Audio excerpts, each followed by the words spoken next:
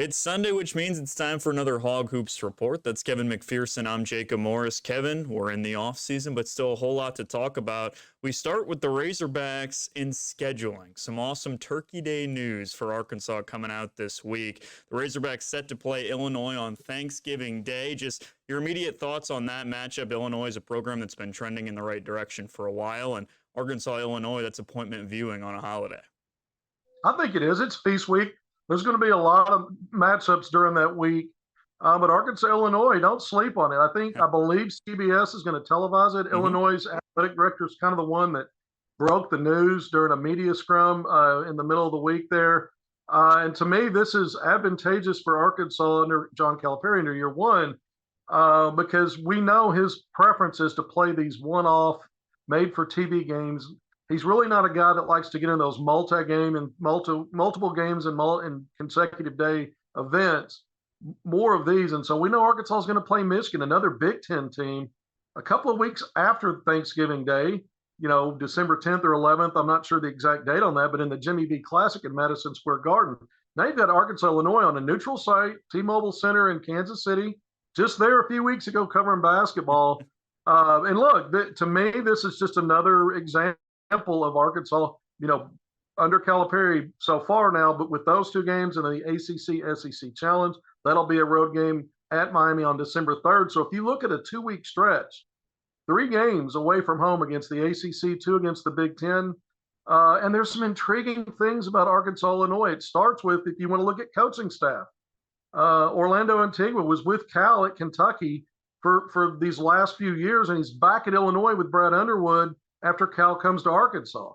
So there's that coaching dynamic. Chin Coleman, one of the Arkansas's 2 associated coaches, previously was at Illinois with Brad Underwood and coaching there. From a player standpoint, Big Z, Zvonimir Ivisic, his twin brother, Tomislav, is Illinois.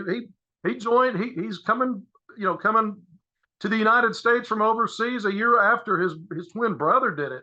So you got 2 7-foot-plus guys in the post, potentially matching up and guarding each other and going at it.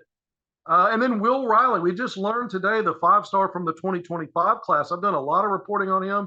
Arkansas made the cut for his final 5 teams. And then he replaces Arkansas at the last minute with Illinois. And all the other teams and options he had in his final 4 or final 5 are off the board because today he commits to Illinois. Why is that significant?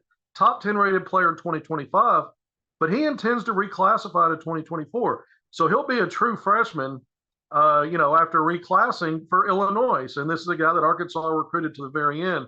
And so there's some interesting things there. Illinois is a team that was returning only 2 players and not, 2 that were their top players. And so I look for, Arkansas obviously replaced just about everybody other than Trevor in Brazil. But I think Arkansas's recruiting, even with the addition for Illinois of Will Riley, I still think Arkansas's recruiting has been a notch above. Neutral site game with 2 new basically made over rosters. I like Arkansas's chances in that, but it's a long way to go till Turkey Day.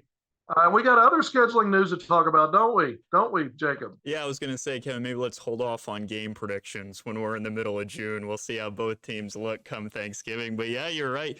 UCA in North Little Rock on the schedule for Arkansas, and kind of a continuation. We talked before this on getting in-state games on the schedule and giving Razorback fans the opportunity to travel somewhere else. And it's on the schedule and should be a good one. Yeah, the program skipped a beat a couple of seasons of not having in-state teams after having back-to-back, actually 3 straight seasons with it when you counted an exhibition game in Eric Patrick Molsman's first season as head coach at Arkansas against the Little Rock Trojans. But look, Arkansas is undefeated against in-state Division I schools. I think this is one interesting little tidbit. They'll be playing UCA, well, a couple of things. Playing UCA for the 3rd time in the last 5 seasons. And if you go back 6 years, it'll be the 5th matchup against an in-state Division I school because Arkansas, I mentioned Little Rock in an exhibition game. I think a year or 2 after that, Arkansas scheduled Little Rock again and hosted them in Fayetteville and won that game. So this will be another in-state matchup. What's interesting is it's been 76 years since the program has played an in-state Division I team outside of Fayetteville. You have to go back to 48 when Arkansas played at Arkansas State in Jonesboro. So been that long. So this is a little bit interesting. And by the way, these games in Little Rock, North Little Rock, have not counted as neutral site games for the Razorbacks in terms of NCAA net rankings and how those things are factored in, whether you play at home, on the road, or neutral. They've counted as home games. UCA's campus is actually closer to North Little Rock than Fayetteville is. And so I wonder, will there be a change up there? Will this count as a neutral site game for both teams, a home game for UCA? I bet it's still going to count as a home game for the Razorbacks. But we'll see. I mean, to me, it's just a little interesting tidbit to throw in there. But UCA will have a couple of big-time in-state freshmen. When you look at Lane Taylor out of Farmington and Ty Robinson out of Lake Hamilton, highly regarded guys. Ty Robinson was previously committed to Florida Atlantic. We know Dusty May recruited him before heading up to Michigan. So big-time mid-major program. And he decommitted and came to UCA. And Lane Taylor had been committed and signed with North Texas, got out of that to join Robinson, who was his AAL flight during grassroots play the last couple of years, teammate. They'll be teaming up. Two highly regarded kids at UCA. And, UCA, again, has not cracked the ceiling and beaten Arkansas in the history of the series. That does span back even before the last few years. Then there was that big gap of not playing in-state schools. But this will be very interesting to see Arkansas actually play an in-state school in the state, but not on its home campus. I think it adds a little intrigue to it. Yeah, absolutely. We've talked about it with the women's program, right? Making a priority to play the in-state schools. And there's two kind of schools of thought with it. Some people view it as you get nothing out of the game potentially, right? If they beat you, it's a massive deal. If they don't beat you, it's just another win on the schedule. But I think to your point, it adds a lot of intrigue to a game like this. Not only does it give Razorback fans the opportunity to go down there, but with UCA having the in-state kids they do, it's just a fun opportunity. You were saying maybe in the middle of December, whenever the game is, it's a non-conference game that's not going to feel like a national big-time game, but for those in Arkansas, it's going to be a fun game to attend, and it's going to be a really fun game to watch.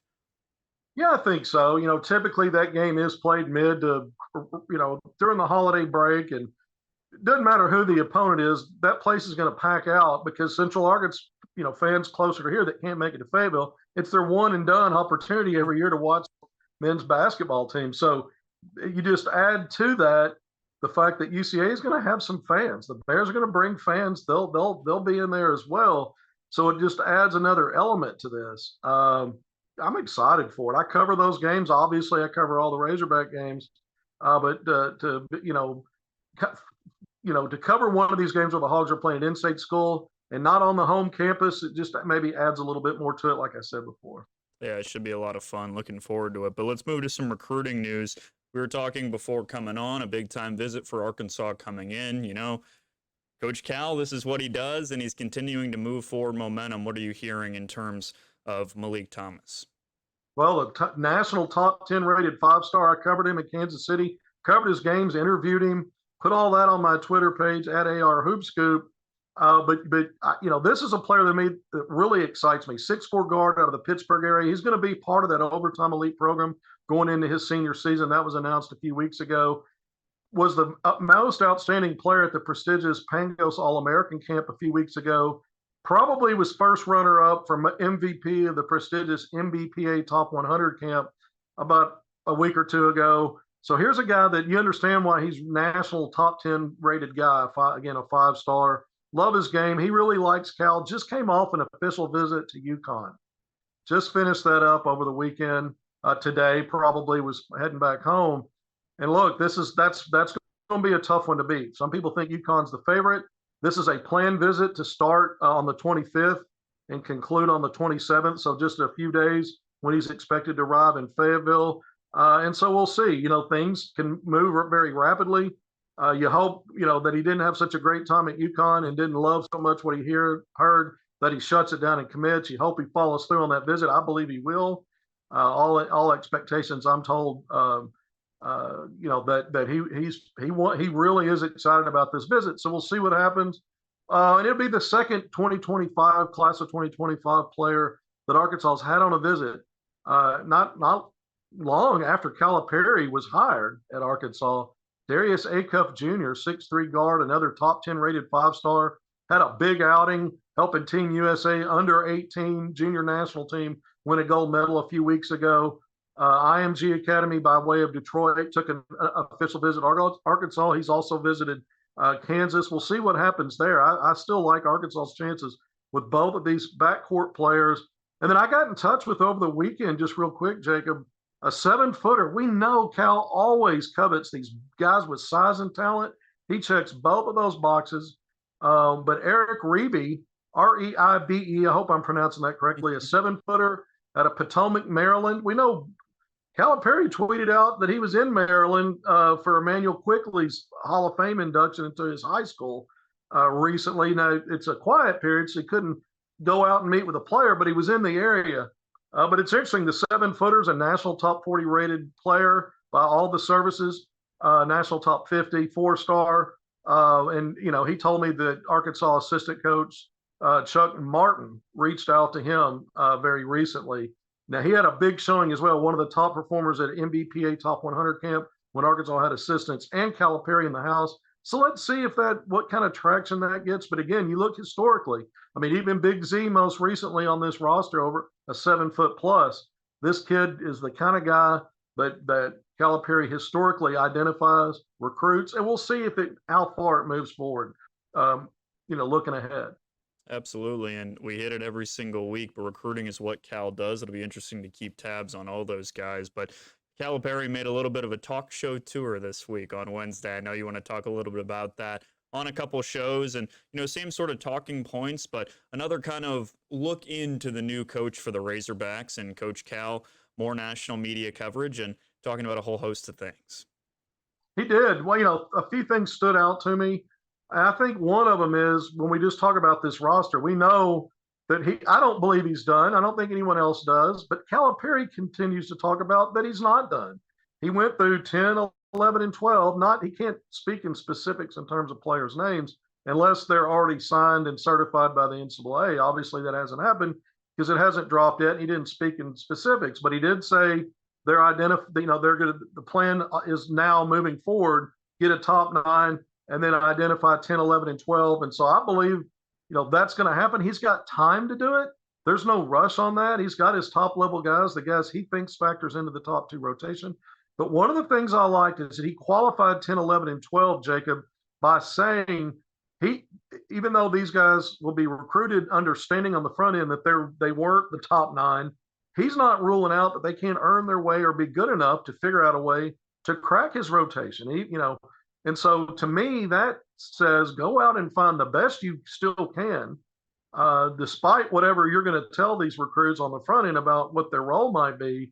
And to me, there's still some needs. A perimeter shooter, somebody that comes in and you identify. Speaking of Will Riley, he checked that box in a big way. Illinois is going to have that when the Illini face the Razorbacks. But maybe a perimeter player with some length, a wing that can knock down threes in volume and with efficiency, and then another body on the front line, but more of a banger physical type. I always mention Kamani Johnson as the kind of guy I sort of envision for something like that. Calipari's going to do what he's going to do, but to me, those would be 2 areas of need if there's still a need based on the top 9.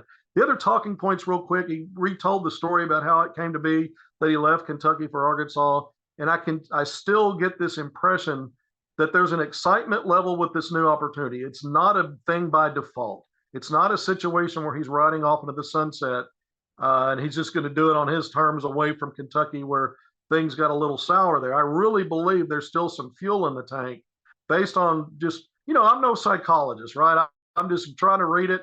This guy's smooth. He's slick. He's the godfather of college basketball. He's got swagger. He knows how to handle himself in an interview, but I believe it. I believe him. I believe that he's looking to move the needle in Razorback basketball. Well, Eric Musman did that. He moved the needle, 2 back-to-back Elite Eights, a Sweet 16. How do you move it any more than that? Well, it's the pinnacle, getting back to the Final Four. That's what fans want. It's nearly 30 years since that happened, and a very proud story program. Every time I hear Calipari talk in one of these interview scenarios in these different various platforms, I believe he believes he's got that left in him. Don't sleep on this guy, man. That's what I'm going to tell you. The more I hear from him, he expresses it, and I believe him. So we'll see. We'll see what happens. He recruits to that level. He builds rosters that can get you there. Now it's getting back to a formula for success in postseason. And look, I think one of the biggest talking points when you talk roster is drilling down 6 and 7 player freshman classes down to 3 or 4, and utilizing returnees, portal guys. And if you look, maybe some international guys, we'll see what happens if he backfills a roster with players from overseas. But if you look, this roster right now is a reflection of the talking points. So there it is. I think Arkansas, when I look at, the Dan Patrick, so Jim Romey, I think he did both of those on Wednesday. And then the other thing is he really talked about the environment of NIL, and he thinks there's ways to kind of put guardrails, as he called it, around this mushroom cloud that's becoming free agency in college sports and these growing asking and demand amounts for players. And part of that is one of the things he honed in on was just make sure 5 years to play 4, and maybe that limits some of the madness because of the COVID situation. The extra years guys got, they're getting more and more. They're getting these waivers to get more and more playing time into their mid-20s. And Calipari says that he had one idea for maybe limiting some of that. So we'll see what plays out on that. But those were kind of the things that stood out to me in these last two, because he sits down with well-known national guys for interviews, and so I've listened to every minute of it. Yeah, absolutely. And I think that's put really well by you in terms of it's no secret he's a politician, right? He always says the right thing, but I think there's a real sense of him not just taking this opportunity and riding off into the sunset, like you said. He seems re-energized. He seems willing to go about it a new way, which is a big deal when you talk about a guy that had massive success doing it his way for so long. He seems re-energized and he seems amped for the opportunity, and that's all Razorback fans can ask for, and then some. No, I agree. And I think, the further we go through this process with the new coach, learning, because you could observe him over the years. He's not new to the scene, but until you're in the trenches, whether it's as a fan or media, you're still learning. And, there's a lot of Kentucky fans and even media that can't quite let go of him, jumping into various things that we all tweet in terms of media and some fans, and saying, well, just get used to this. This is going to happen. I think it's too soon to paint him into a corner with a certain brush. This guy's had not only the best recruiter of all time and continues to prove it, he's been highly successful year in and year out in the SEC. Even though these last 4 or 5 years, postseason's been the big question mark. But I think maybe he solved that, and that's drilling it down, cutting in half his freshman classes maybe, or close to it, but considerably, and hitting that portal again. A guy that is showing excitement, that's one thing. But what's the plan? And I think he's describing the plan. And if it's nuanced and it's different than what he's been doing, time to sit up, take attention, get your popcorn. I do think John Calipari very likely could deliver Arkansas's next Final Four in the next stretch. We'll see. Maybe I'm being overly optimistic, but I'm listening to the man, and he's got me believing a little bit, Jacob. Yeah, absolutely. I'm right there with you. It's hard to believe we're only, 4 or 5 months away from it. It's going to be a hard rest of the offseason, but looking forward to it for sure. Hey, let's wrap up with some Pro Hogs. Moses Moody in your neck of the woods for a night with Moses Moody Saturday night, right? How did you, what was your impression of that? And, Moses coming back to Arkansas, making an impact. Second annual event, a night with Moses Moody, part of his Motivate One Foundation. And last year, he brought with him his famous teammate, Klay Thompson, surefire first ballot Naismith Hall of Famer. This weekend, he brings in an agent Hall of Famer and Rich Paul. Everybody knows who that is, Clutch Sports. LBJ, LeBron James, and the list goes on. So these are always really interesting to me because Moses Moody is a deep, deep thinker. This kid's an old soul. He's a guy that when you look at teammates like Stephen Curry, Klay Thompson, who I mentioned, Draymond Green, they rave on and on about how mature Moses Moody is and how sage this guy, he's a sage, in his early 20s. And so he's not just a basketball player. And I think that's sometimes lost on fans that follow, whether Razorback fans or any sport, is that if you really try to get to know some of these guys or pay attention beyond that, and I'm not doing this to lecture anybody or be preachy, but the point is, you start to see the people, beyond just the sport. And I've known Moses and his family going back, I always talk about this, the Arkansas kids, I start covering them in that transition from 8th to ninth grade. And this is one that I started betting on from day one because of the quality of person in his family. So having said all that, it was a great event. Moses and Rich sat down for a fireside chat. Auditorium at the Clinton Presidential Library here in the 501 was packed. It was packed, and so a lot of good thoughts and ideas being exchanged, talking about process, not just talking about basketball, really talking about uh, giving basically life experiences that could inform anyone, whether they play sports or not. And I think that's important. That's a great way to give back to your community, to young fans. Not that you're just in a uniform out there making millions of dollars. Everybody wants to be that. But giving back like this and using your foundation in good ways that's relatable to anybody, I think is a great thing. And Moses Moody came home to check that box. Yeah, absolutely. Great to see him giving back to the community. And speaking of Moses Moody, 2022 NBA champ, we do have to talk about another Arkansas NBA champion, Jordan Walsh, on Monday. Gets it done.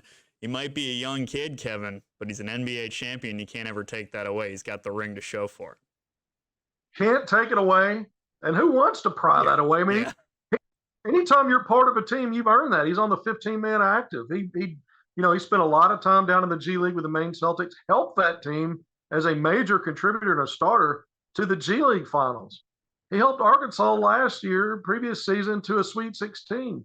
The year before that at Link Academy was the leading force to lead Link to the Geico National Championship title game.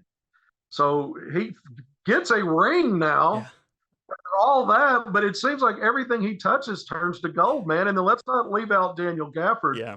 The reason the 5th seeded Dallas Mavericks, by the way, made it to the NBA Finals. Yeah, it was a 4-1 series loss, but no one saw before the trade deadline this Dallas team being good enough defensively and having the horses to get there. And I think the trade bringing in Daniel Gafford, PJ Washington, of course, but saving Gafford from the Washington Wizards, who was having a breakout year despite being on a bad Wizards team.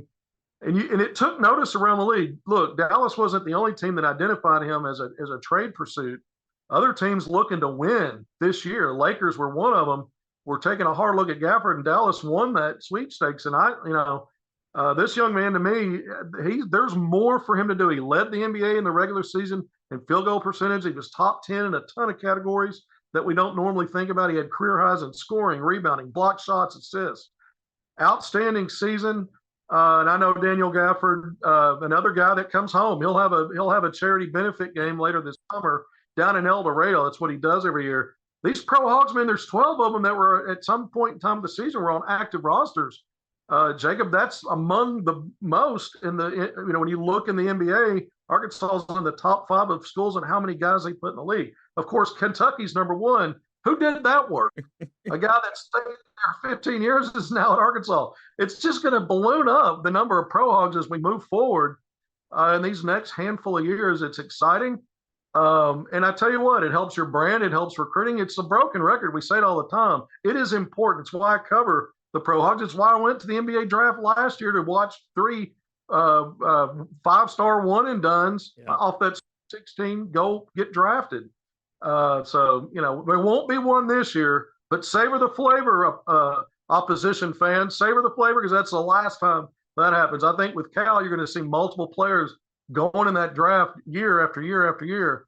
It's a lot of fun. Yeah. Cal does a lot of things well, and send players to the NBA is right up there. I remember we had Jordan Walsh on this program back, in the fall, and it's just so funny to think about the progression of, I asked him, did you have any welcome to the NBA moments? And he talked about, kind of being at training camp and looking around, seeing Jason Tatum and seeing Jaylen Brown. And he said, I'd go up and I'd challenge him to one-on-ones, and they were hitting shots I'd never seen before when I was trying to guard him, right? And to think about that progression, a year and a half ago, he's playing at Arkansas, and now he's an NBA champ alongside guys like Jaylen Brown and Jason Tatum. It's pretty awesome. And like you said, in terms of Arkansas, it just continues to push that brand forward.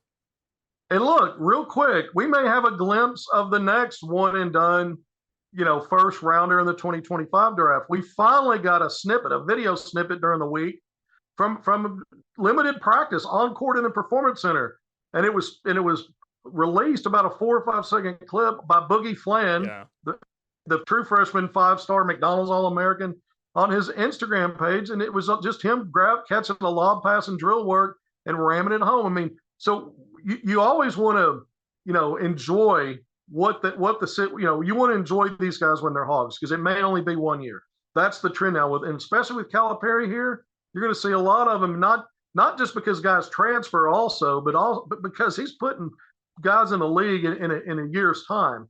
And so to me, we'll savor what we get to see with these guys, but maybe in a year, some of them I'm not predicting for sure that Boogie Flan will be a one and done, but he's got a great chance to be that. And just to get to see the first snippet in June of him in the Performance Center gets you excited, man. To get with football, schmutball. Let's get to basketball. We could do this every day. We could do these segments every day. I got plenty to talk about. I need more video, though. I need more. That was the one thing about EPM, Eric Patrick Musselman. They did not miss an opportunity to social media everything, to saturate it. I need more. I'm not telling Calipari how to run things, but I got to be honest. I need more. Hey, we'll get on that. And again, only 4.5 months or so away from the season. Hopefully that ticks by fast. But that's going to do it for this week's Hog Hoops Report. That's Kevin McPherson. I'm Jacob Morris. We'll talk to you next week.